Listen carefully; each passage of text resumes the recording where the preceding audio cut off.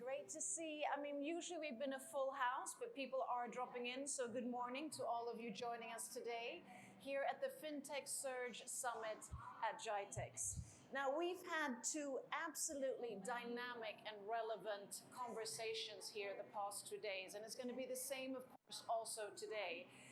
Yesterday, just to give you an idea for those of you who weren't here, we talked a lot about fintech solutions really needing to be digital first, user-centric, and of course, collaborative. Also looking at, for consumers, that their experience really needs to be seamless, it needs to be immediate, and it also needs to be intuitive.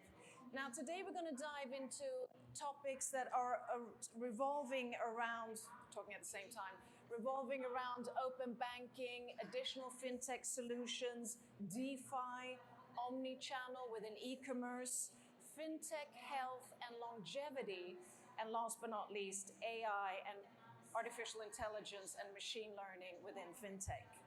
Now, my name, for those who haven't seen me on stage, my name is Sabine Fogafke. I'm an international communications catalyst, moderator, and speaker, also founder of Impactfulness Ventures, and I'm also an entrepreneur within the Web3 space. So the fintech and Web3 space are really within my realm, as I'm the founding member and head of sustainability of one of the largest blockchain-based NFT games called Planet IX. But enough about me. Today on stage, we're really going to have conversations that matter. We're going to meet heavyweights from the fintech, from the banking, from the regulatory, and also e-commerce industries. And we also want sort of you to participate. So during each panel or keynote, we will also ask, if you have questions. So please be interactive, because this is your moment to really ask questions and find out more. Now, we're going to kick off today with a fireside chat with Rapid. How many of you know about the company Rapid? Well, for those of you who don't, you definitely will, because this is one of the world's fast-growing fintechs who is really bringing the fintech sector to Dubai. What they do is that they have solutions, this is briefly, they'll be talking about it more, to send, receive, and simplify payments worldwide. And we're really pleased to have the co-founder and CEO of Rapid here with us to really share this story about going from a startup and transitioning not to a unicorn, but a decacorn. And for those who don't know what that means a company that is estimated to have a valuation of 10 billion US dollars. And to facilitate this panel, it will be skillfully facilitated by Alexandra Topolin, who is GITEX MC and also co-host podcast. So please give it up for Alexandra, and also Arik Shtilman.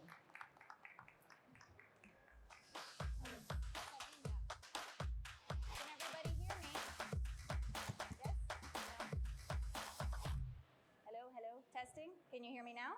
Yes? Perfect. Let me chair. So, everyone, my name is Alexandra Topalian, and I have the pleasure of being here today to interview Mr. Arik Shtilman, CEO and co-founder of Rapid. How are you? I'm great. Thank you very much for having me here today. We're very happy to have you here. So, Arik, today this is all about you. I'm going to pick your brain as to not so much what Rapid is all about, but your thought process in the whole, bringing this from a startup to a decacorn. So a decacorn, as Sabine mentioned, Rapid is a 15 billion, valued at 15 billion, am I correct?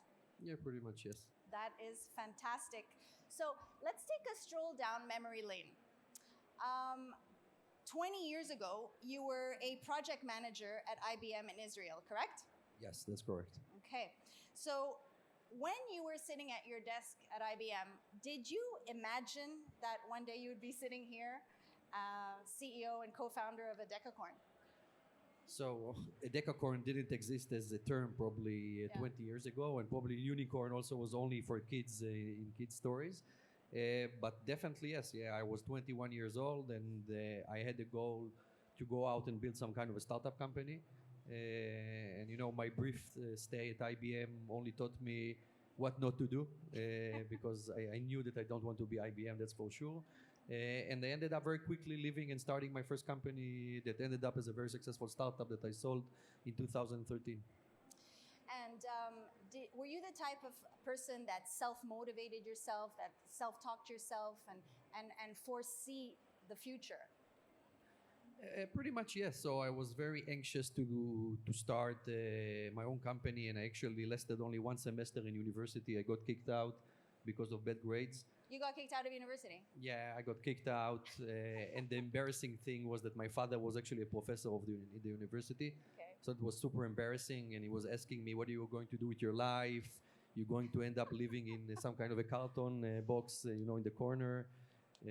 So that was Okay. back in 2002, 2001. But I knew that I don't want theory. I want the practical stuff, and I wanted to try out and do my own company and see how it's going to work. Fantastic. So for everyone who has teens that don't bring home good grades, there is hope, everyone. There is hope. Correct? Yes, it's not all to about my the kids, grades. by the way, I constantly say that going to university is very important, Yeah, even though it is. I personally don't believe in it, but you have to say it as a parent. Yeah. So to quickly summarize, Rapid is one of the most advanced yet simplified infrastructures, fintech infrastructures, and it's a game changer really that swooshed in about 6-7 years ago. And it's a really simple infrastructure where money can be sent and received easily, and a lot more features that, of course, I'm going to leave out. But did this technology not exist? Not in the scale and in the simplicity that we did it. So I think that the easiest way to compare Rapid to something is to actually take a different type of industry, cloud computing. And everybody knows Amazon AWS, and everybody knows how simple AWS is, popping up servers and doing all these cloud-based infrastructure. And now think about the life before AWS, with all these physical data centers and the hardware and the installations and etc. This is what Rapid did for basically fintech. We provided this global infrastructure with a very simple API that you can build on top of us things in a matter of days or weeks or months, depending how big your project is, that will take you 3, 4, 5, or 10 years in a situation without Rapid. That's the difference in the scale. And did you envision exactly what was missing, or did it take Oh, you no. some time So- to get to that? It's a Take complete. me through the thought process. So there was no thought process. Okay. There was a complete failure in trying to do something. So this company wasn't Rapid. It was actually a different name. When we started it in 2016, the company name was Cash Dash, and we wanted to build a PayPal competitor. So we came out with an idea that was a complete shit. Excuse So me for the language. PayPal competitor. That's Yeah, what you we wanted okay. to compete with PayPal for some reason. It Okay. was a very bad idea because we didn't know what does it mean to build a consumer-facing financial services product in 2016. Okay. And we tried to build it, and we stumbled into every single roadblock that exists in financial services, getting regulated, compliance, AML, KYC, getting custodian bank accounts, building ledger infrastructure, moving money in, money out, FX. We stumbled into so many problems in 2016 that we looked around and we said, it can't be that every company that wants to build something has to go through all these hurdles because it's just insane. It doesn't make any sense. Right. And we decided to pivot the company into a platform play to allow other companies to build on top of us in a much easier way what we failed miserably to build. Okay. And today, what we try to build in a year and a half to operate only in one country, which back then was the United Kingdom, you can build on top of Rapid in 6 to 8 weeks in 100 countries. That's the difference in the scale. And is it true that you had no fintech background whatsoever? Nothing. I like in the first when we wanted to do this original company Cash Dash, I went to the bank to open a bank account, and they asked me, "What is your compliance policy?" And I didn't even know what compliance is. Right? I had no clue what they're talking about. I didn't even understand how things work behind the scenes. Because you're a cloud guy, right? Yeah, I'm a tech guy. I'm a cloud guy. I didn't know that I will have to deal with regulators, with AML, compliance, KYC, and all this stuff. And we learned very fast.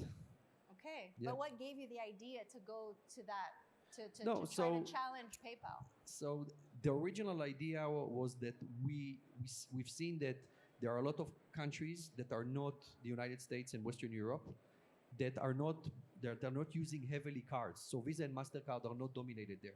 Right. And you can go out to the world and you see there are endless number of payment methods, different types of bank payment methods, different types of global wallets, people still paying cash in a lot of countries. So we wanted to build this PayPal competitor that the behind the scenes of the wallet Yes. is actually alternative payments, cash, bank transfers, local wallets, and a lot of other things. And that gave us the idea to go into this space because we thought that there is a lot of monetization to be done. We were right with the fact there is a lot of monetization that needs to be done around alternative payment methods, but we failed in basically executing because our idea was not scalable, because there was no infrastructure to build on top of, and to go country by country and launch it is just an endless story.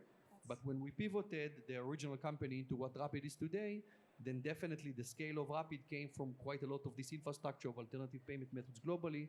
And today we operate in 106 countries across the globe, and we support more than 900 different payment methods. Wow, 900. Are there even 900 different so payments? that's the number one question I get.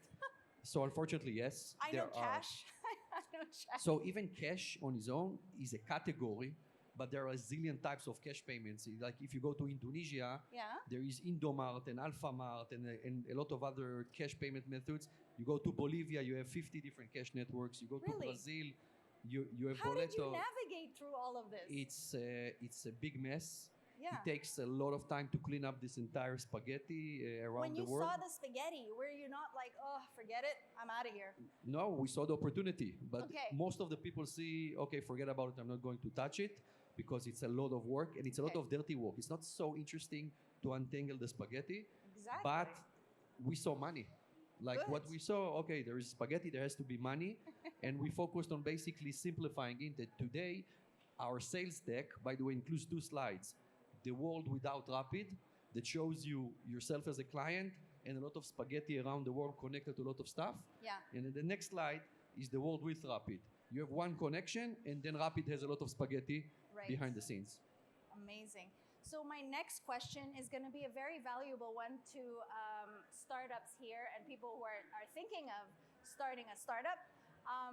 How did you pitch the idea to potential investors? How did you sell it? How did you sell the vision? So the funny thing about the company, so this company raised up until today $800 million. But from 2016 until 2018, 19, like pretty much the end of 18, nobody wanted to invest in the company. Wow. Like nobody wanted to invest in the company. We raised maybe $3 million, and most of the other money was our own pocket that we invested. And the problem that we had, we were not able to articulate in a simple sentence, what do we do? Every time somebody asked us, what do? We started these long stories. We're building this infrastructure that will allow other companies to build on top of us, stuff and this and that. And you lose the investors because investors they don't have the patience. They hear 500, 600 pitches a year. They can't focus on every single pitch. And one day, when I was talking to one of the investors, I got annoyed from the fact that they didn't understand. And I just told them, I don't understand what you don't understand. It's like Amazon AWS, but for fintech. And then he looked at me and said, oh, I get it. Now I understand. And that pretty much changed the entire history of the company for literally from 3 million to another $797 million in funding. We're able to explain what is the challenge we're trying to tackle. So we're trying to build this global infrastructure. Right. So basically, you showed them what was missing, the vision of what will be, right? We showed them the future, that basically the fintech space like it existed in 2018 of one-trick pony companies, acquirers, issuers, KYC companies, FX companies, and long list of companies that only know how to do one thing, is going to consolidate over a 10, 12-year time frame into these big platforms that will serve them. Exactly, by the way, like what happened in cloud computing with AWS, Google Compute Cloud, and Azure, that they basically swallowed all these legacy data centers. And that's pretty much what's happening in the market. One trick pony, I like that. So give us some tips of how we should pitch an idea. I think that the most important thing about pitching is really trying to understand who you're going to compete with, because you always have to give an example that compares you to something. And if you don't have an example that compares you to something, there is no way an investor will be able to understand. Again, the investors, they don't have the patience and the ability to really focus on every single idea. And if you're not able to articulate in this elevator pitch and say, this is what we're trying to do is this, but for this space, then you have a lot of challenges and never have a pitch deck of more than 12 slides. Above 12 slides is going to fail. Okay, right. That's right. You got to have them in the first. If you don't Three. get them in the first 3 slides, you're out of the dome. Okay. Thank you for that. So now your idea is gradually taking shape. Your investors are coming in. Can you share with us some other pitfalls that you experienced, maybe with regulation, maybe with differences, geographical differences? So the biggest challenge in our business is that we operate in 106 countries across the globe, and every country has its own regulation, its own requirements. Even in the European Union, that people think it's one regulation, it's not, and it's actually challenging. And I think the best thing for startups is when you want to scale your business, is really trying to build the technological platform that will allow you to scale, because you will be able to teach the platform how to do things automatically and not throw humans into the problem. A lot of companies in fintech think that they will throw bodies to solve the problems of KYC, money laundering, whatever it is. Oh, we'll have these 1,000 people sitting in this place and they will do everything manually through spreadsheets. The problem is that teaching people takes a long time and they make mistakes, and mistakes with regulators and with banks are very costly. Right. So the tech element has to be super scalable, and you should be able to teach the machine the difference between an e-commerce transaction in the UAE Yes. versus in the US versus Indonesia, and there is a difference. So if there are compliance differences and you operate in 105 countries, how do you have different teams dealing with the different regulations? Yes, so we have what we call regional compliance teams. So in Okay. every region we have compliance teams that basically their goal is to deal with the local regulators, but more importantly, they are working with our product and engineering teams to automate the compliance work, right? We don't want manual compliance. We want reviews, and that's okay, of things that step outside of the boundaries of what we define as what we want to do, but you need to be able to teach the machine. And the job of the compliance people is also to sit down with product and engineering and explain to them that this is what we need, please productize it, these are the rules, this is what's going to happen in scale. And that's the most important thing, at least in the compliance people that we are looking to hire. Yeah. So let's bring it locally. We are sitting in the UAE. Would you have thought 5 years ago that you would be here in Dubai, sitting in the UAE? Why 5 years ago? 2 years ago? 2 No. years, 1 year ago. Yeah. No, 1 year ago I was already here, but 2 years ago, no, never, right? Yeah. For me, sitting on the stage is pretty much like being in space. That's pretty much the where I was 2 years ago versus where I am now.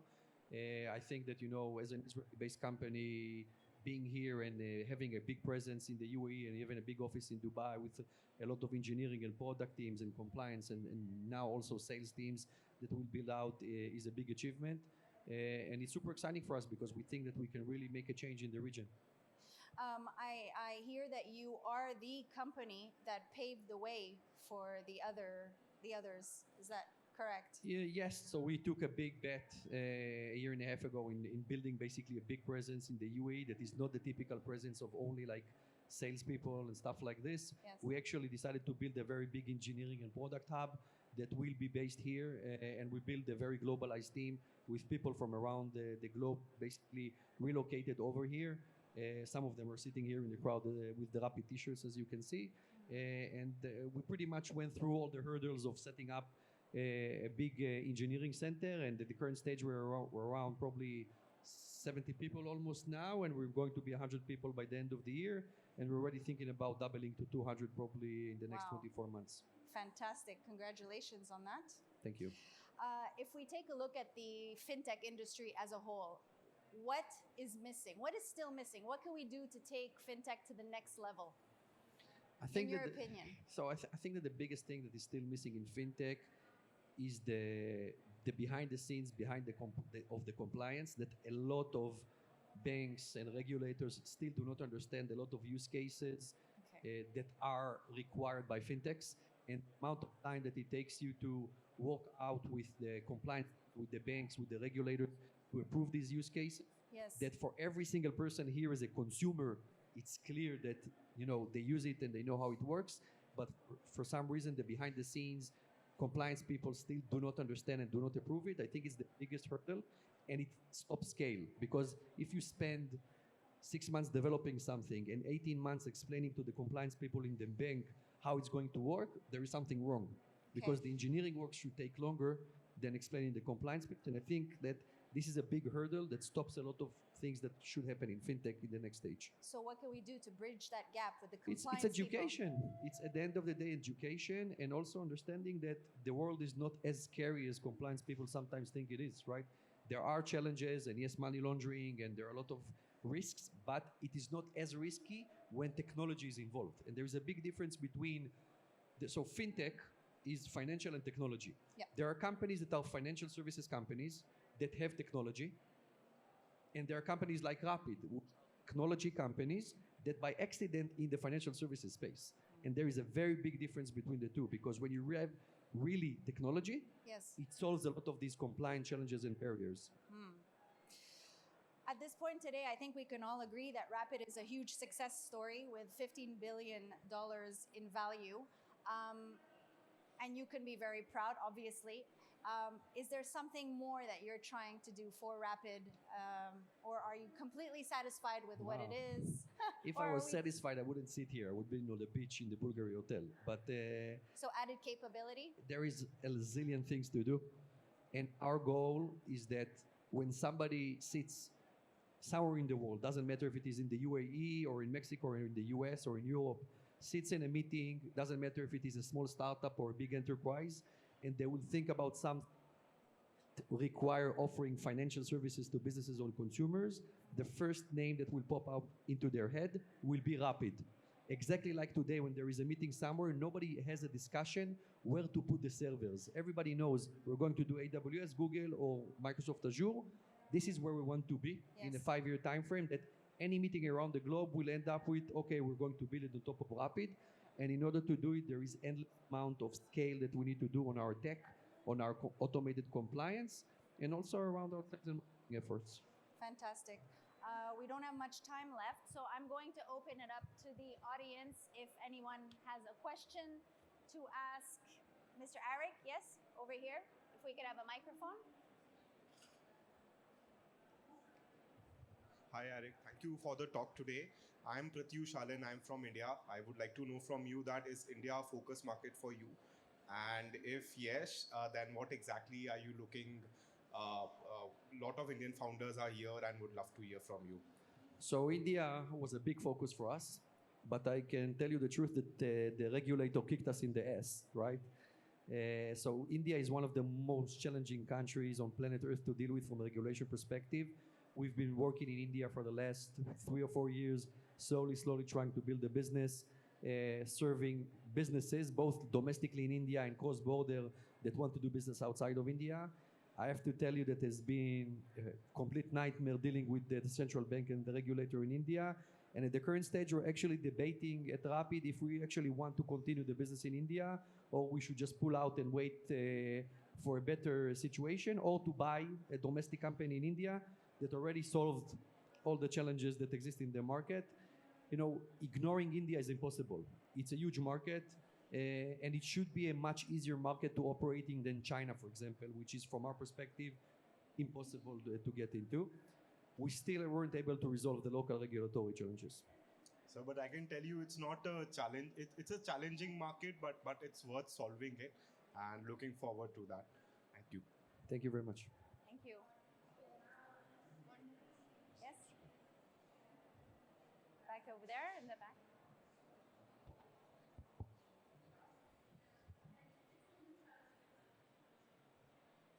Hi, Alessandro Duri, Paymo Expense Management Software in the UAE. Similar question, a bit closer here. UAE, Saudi, GCC, what to expect from Rapid in terms of BAS issuance? What is your roadmap in the next 12 months? Like, can we start using you? So the goal is to launch in the UAE domestically, BAS and issuing in the first quarter of 2023, acquiring, issuing, and BAS with virtual bank accounts and everything that is related to it. We thought we were going to do it in Q4 this year. We got a little bit delayed internally because of other priorities, but hopefully Q1 23. I think that from a sandbox development perspective, you should be able to do it already during Q4. Maybe next month already it will be up and running and you can start building on top of it, but launching probably February, March 2023. After that, we will roll out to additional market in the GCC for sure. There's no doubt we're here for this. This is the reason why we're building the engineering team and product team here, because we want to be very close to the market, because every market is different, right? BAS issuing and acquiring in GCC is not like Europe or in the US, and the team that we have here is basically focused on making sure that we're able to deliver on that. In the back.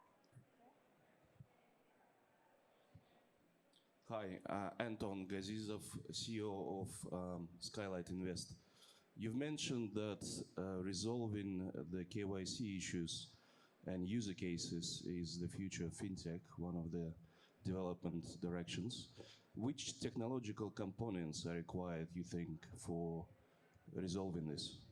So there are two sides for this, right? First of all, Rapid has developed for the last 4 years its own homegrown compliance product that is called Rapid Trust, which is doing automatic onboarding digital KYC and KYB globally of consumers and businesses. But this is only one side of this. The other side, unfortunately, is that you have to work with banks that understand the use cases, right? And not all the banks actually understand and are able to do it. And I think that educating the banks in most of the countries and the regulators that whatever we do is compliant and is doable to do without an army of compliance people that do work manually is a challenge that we're still going through on a daily basis in some of the countries. But Rapid Trust, which is our own homegrown compliance product, is probably the most strategic product that we have because it allows us to scale, onboard merchants digitally, and also consumers without almost any human intervention, only in very unique cases. Last question. Anyone? Hello, hello. Last question? Yes, in the back. Hi, this is Vikas here from Marketing Huawei. So, is Rapid actually looking at the mass market also, just like any other mobile money business? I mean, anywhere you go, you just pay with Rapid. If you look at Africa as a market, their mobile money is having a very good potential to grow. And there are a lot of operators which are working local as well as the international operators. So Rapid does have any plans for that? So Rapid is not a consumer-facing brand. We are an infrastructure. So we're never going to offer Rapid Pay or Pay with Rapid, but there are quite a lot of companies that some of you are familiar with that have consumer-facing applications for payments. For example, Rakuten, Viber, WhatsApp in some countries, and some other things that they leverage Rapid infrastructure. Even Google in some countries, they run on top of Rapid infrastructure, for example, in Southeast Asia. So you are paying with Rapid, you just don't know, which is part of the charm. We want to be an infrastructure player. Mr. Arik Shtilman, co-founder and CEO of Rapid. Thank you very much, sir. Thank you very much for having me. Being with us today. Thank you. Thank you so much for sharing that story. And I mean, wow, what a company. And also to really hear from a founder, you know, the transition of building a company. It's not always that straightforward road. It actually can have complexities and also possibilities. So really inspiring. And as Arik said, Rapid will be coming to the region in February 2023. So with that, it's time for our first fireside chat of today.